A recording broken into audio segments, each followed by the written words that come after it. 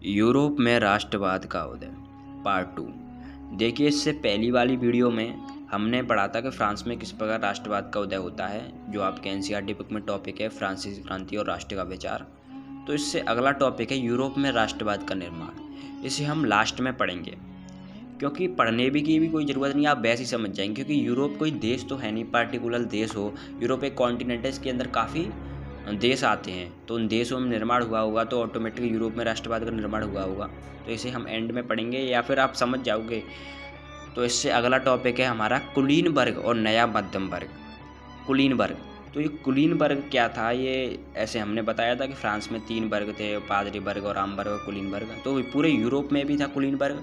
अब पूरे यूरोप में सबसे शक्तिशाली वर्ग यही था, कुलीनबर्ग। एक्चुअली ये कुलीनबर्ग जो था वो पैसे वाला था बहुत। ये एक्चुअली अल्पसंख्यक थे। अल्पसंख्यक का मतलब होता है जिनकी संख्या अल्प हो यानी कम हो, वो होता है अल्पसंख्यक। ये कम थे और ये सब एक समान जीवन शैली जीते थे, साझा जीवन शैली जीते थे। साझा जीवन शैली का मतलब यानी एक प्रकार के कपड़े पहनना और एक प्रकार की भाषा बोलना।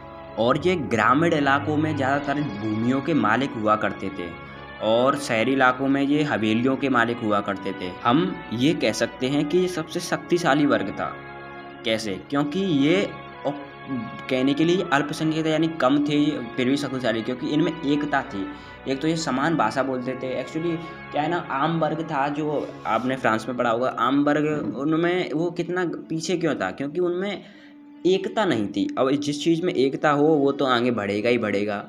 तो कहने का मतलब ये है, ये पूरे यूरोप में कुलीनबर्ग बहुत शक्तिशाली वर्ग था।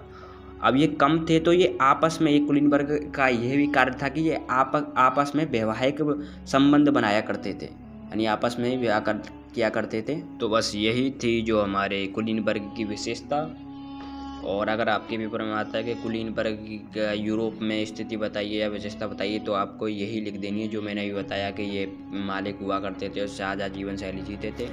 तो अगला है हमारा मध्यम वर्ग। तो ये मध्यम वर्ग आए कहाँ से? एक्चुअली ये मध्यम वर्ग बना था हमारा इंडस्ट्रियल रेवोल्यूशन से, यानी औद्योगिक क्रांति से। तो आखिर औद्योगिक क्रांति क्या थी? जैसे मैं आपको बता दूं कि 18वीं शताब्दी या 19वीं शताब्दी में उद्योग जो थे वो प्रचलित हो गए थे, उद्योग का बढ़त ज़्यादा हो गई, उद्योग जगह जगह बनने लगे, तो इसे ही औद्योगिक क्रांति कहा गया।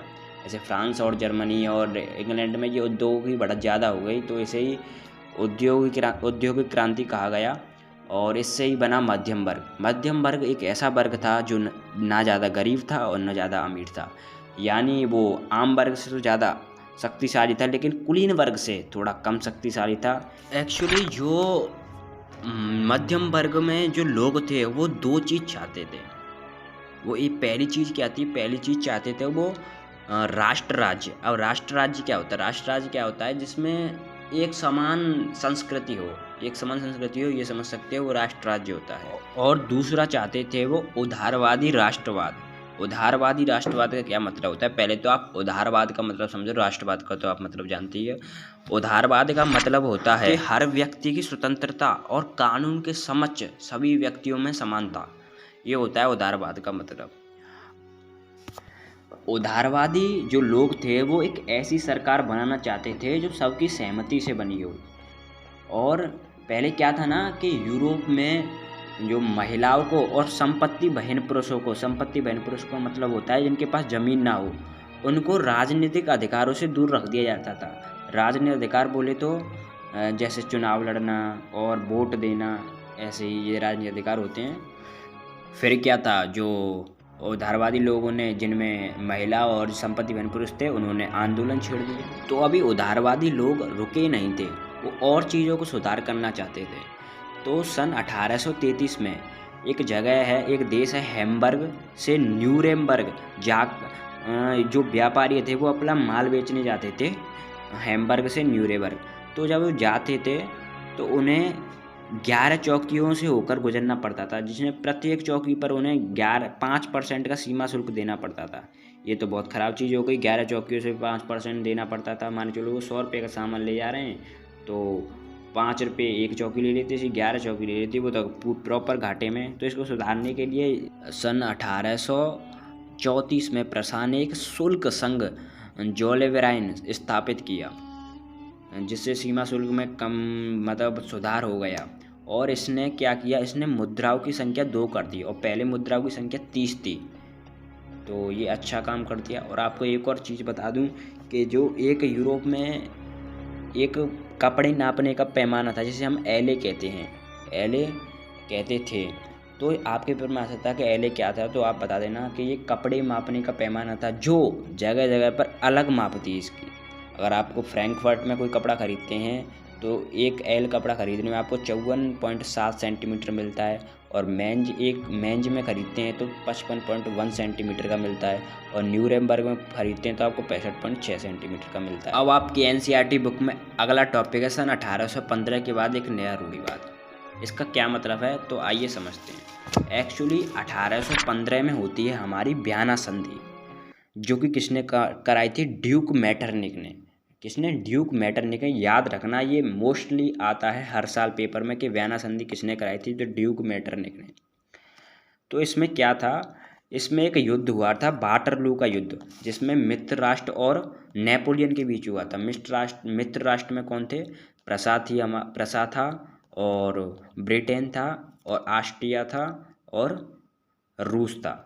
ये लड़ता है नेपोलियन से, जिसमें नेपोलियन की हार हो जाती है। 1815 में नेपोलियन हारा था। 1815 में वियना संधि हुई थी, और 1815 के बाद यूरोप में एक नया रूढ़िवाद हुआ था। तो ये वियना संधि, तो आपको पता ही है कि ब्रिटेन, रूस और प्रसा और ऑस्ट्रिया के बीच हुई थी वियना संधि। और मैंने आपको रूढ़िवाद का मतलब नहीं समझाया। रूढ़िवाद का क्या मतलब होता है, तो रूढ़िवाद का मतलब होता है एक ऐसी सोच जो पुरानी परंपराओं पर जोर देती है, जो पुरानी रीति रिवाज पर जोर देती है, जो पुरानी रीति रिवाज जैसी चली आ रही हैं उसको ही मानते हैं। ऐसी सोच होती है लोगों में, ये होता है रूढ़िवाद। तो अब हम जानते हैं कि वियना संधि से क्या बदलाव होते हैं। तो वियना संधि से क्या बदलाव होते हैं कि पूरे यूरोप में बुरो वंश की स्थापना कर दी जाती है। बुरो वंश था, जो आपने 9th में पढ़ाई होगा। बुरो वंश जो पूरे वैसा तो रूढ़िवाद परंपराओं वाला, राजतंत्र वाला, सोच वाला वंश था बुरो वंश। और फ्रांस की सीमाओं पर बहुत से राज्य कायम कर दिए जाते हैं, जिससे कि फ्रांस और ज़्यादा वृद्धि ना हो, फ्रांस की और ज़्यादा बड़ा ना हो, इसलिए इसकी सीमा पर राज्य कायम कर दिए जाते हैं। ऑस्ट्रेलिया को उत्तरी इटली दे दी जाती है, और रूस को पोलैंड दे दिया जाता है। तो ये कुछ बदलाव थे वियना संधि के। तो और इसके वियना संधि के उद्देश्य क्या थे, इसके आपको बता दूं, सीधे सीधे उद्देश्य थे कि नेपोलियन के बदलाव को ख़त्म करना। भाई ड्यूक मेटरनिख नेपोलियन से सीधा सीधा चिढ़ता था भाई साहब। और दूसरा था राजतंत्र को दोबारा चालू करना, ये था इसका उद्देश्य वियना संधि का।